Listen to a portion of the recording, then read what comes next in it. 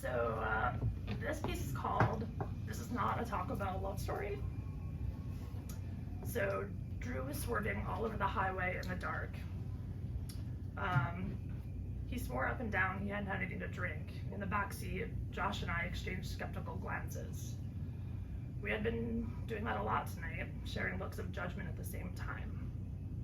The first look, it also involved Drew and Evan. I was sitting on a thrift store couch, squinting through strobe lights, straining to hear what Evan was saying to me. I just smiled an exaggerated, all-knowing smile and nodded along. A break in the crowd opened, and there was Josh peering over at me, laughing his ass off at the faces I was making. Evan got bored of me when he saw Drew enter the room, just cut himself off mid-sentence and sprang up to leave me sitting there. Another eye roll, and Josh took this as an invitation to sit with me. I hadn't really spent time with Josh before. We attended the same school, and we had a lot of mutual friends, but we never had a reason to talk in the past. We were an odd pair on the couch, him short and stout, me towering over him even when we sat down. But we quickly realized we had the same sense of humor and both needed company at this hectic party. We spent the rest of the night leaning in close and whispering jokes back and forth.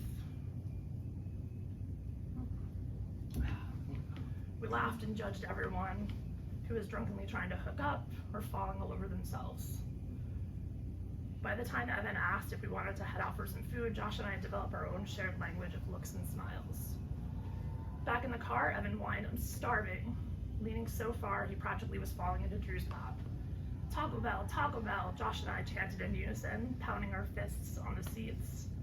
I could feel the eye roll from Drew, and he sighed audibly. Josh and I paused mid-chant, our hands raised in the air.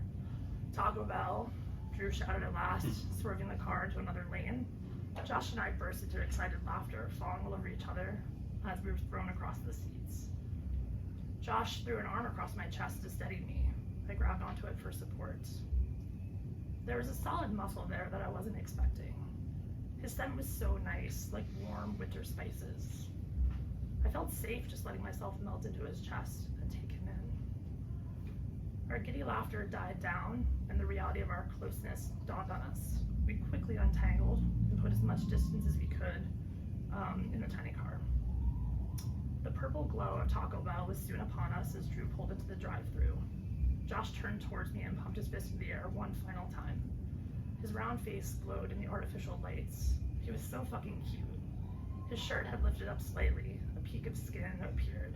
That slight V, leading down. He was so fucking hot.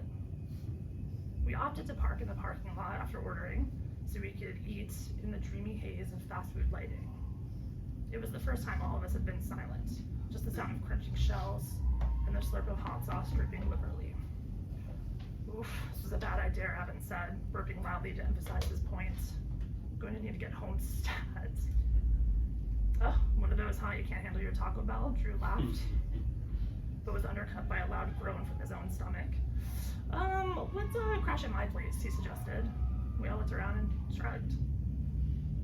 Drew had barely finished unlocking his apartment door when Evan shoved past him and made a beeline for the bathroom. Drew made a weak gesture with his hand, like, "Here's my place," and disappeared into the bedroom. I had crashed here more than once, but I guess this was Josh's first time. I watched him take a few steps and explore the space. It wasn't much bigger than a dorm room. The kitchen and living room were connected, and the only two doors led to Drew's room and the bathroom. Drew returned, dragging a half-inflated air mattress piled with a single blanket and some pillows. "Voila," he said, letting everything plop in the middle of the room. "Sleep well," he added and stumbled away. Josh looked from me to the air mattress, unease on his face. It was a very tiny mattress. But we kicked off our shoes and climbed awkwardly in, trying to keep as much distance as we could without falling off the mattress. Laying on our sides, we faced one another, both studying the lines and shapes of each other's faces. This close to him again, I couldn't escape his scent. Taco Bell fresh in my mind, all I could think of was how much he smelled like a bag of cinnamon twists. The thought made me hungry again. I craved that warmth. It was so quiet as we studied each other in the low light. It occurred to me that neither of us had spoken in a long time.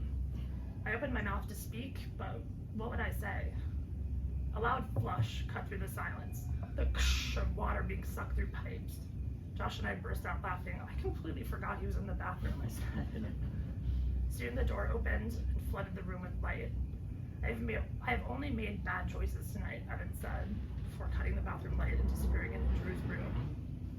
Josh and I laughed again, softer this time, and made a point to jokingly share one of our judgmental glances.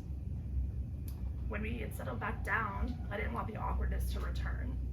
I really did just want to be close to him. Is it right if we just cuddled? I asked. Somehow the question didn't feel as awkward as I expected. Absolutely, yes, Josh said, grinning with all his teeth, a spark in his eyes. He opened his arms and I crawled into them.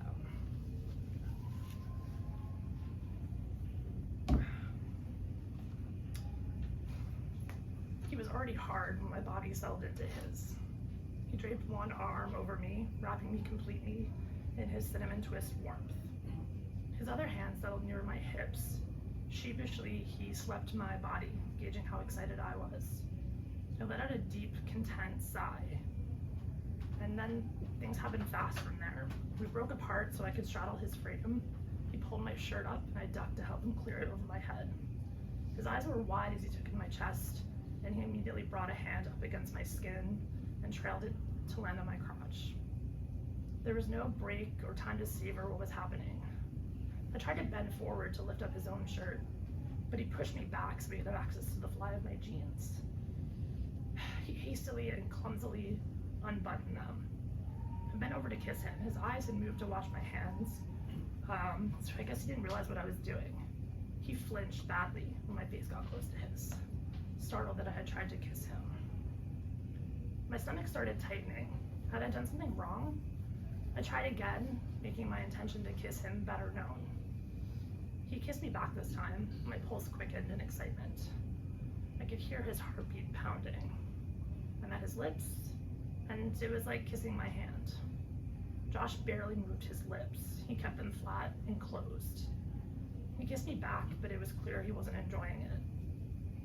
He got our first kiss over with so quickly, and then he physically moved his head so we could see around my face, looking past me. Maybe the kiss was too much for him. I was so much more naked than him at this point, so I reached for his shirt again, hoping to slow him down. I lifted and I revealed more and more skin, but Josh knocked my hand away and he pulled his shirt down tight. I sat up and away from him, stunned. I searched his face to see what had gone wrong. His eyes were dark. I don't know how else to describe it. The lightness, the playfulness, even the joy I've been seeing all night was gone. Where had Josh gone? His mind was so singularly focused on me and my body, he didn't need me here at all. Hey, I don't want to do this unless I know where we're going with this, I said, surprising even myself. He didn't look at me when he said, well, I'm already dating someone, so this is just for tonight. My heart dropped. I just sat there on top of this man, stunned. His stomach churned again. He said it so flatly. He hadn't mentioned anything all night. No one had. His hands still moved on my body, unfazed by my own inaction. I put my hand on his stomach to push himself up and off of him. He looked like he was going to say something, maybe to convince me to keep going, but no sound came out of his mouth. He let me stand up, watched me almost trip over the mattress, and did nothing. Looking down at him, I hated that I was still attracted to him. That cinnamon twist smell clung to me now. Josh stirred now. He stuffed himself back into his pants, stood, spun away, and stepped into the bathroom. The door slammed behind him. It seemed like he was in there forever. I was fully dressed and I sat there on the floor. Every so often I would look up at the door, looking for any sign of what was happening.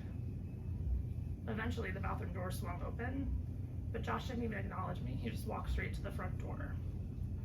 I felt like I needed to apologize to him, but I wasn't sure for what. I caught up to him and I grabbed his shoulder and turned him to face me. I didn't want to leave like this. I didn't want our night to end like this. A car pulled up outside and he stepped out of the house. Had he called an Uber from the bathroom? I was running out of time to fix this. I caught the door before it closed and blurted out, "Is it okay if this night meant something?" The crushing weight of just how awkward that was hit us both. Then Josh gave me one of the looks, one of the sarcastic, judgmental looks we've been sharing all night. But it wasn't something to be shared. I was on the receiving end of it this time. And then he let out one short, cutting laugh. Josh literally rolled his eyes at me, turned, and strode away. I stood there in the doorway, dumbfounded. I watched the car turn the corner and leave. My stomach rumbled. Actually, my stomach was full on starting to hurt now. This wasn't embarrassment clawing at my stomach. This was something else. Oh God, I said out loud, clutching my guts. I bounded towards the bathroom, barely getting the seat up in time. I heard the laugh in my ears as the night flowed out of me. Josh and Taco Bell had let me down. This was not a Taco Bell love story.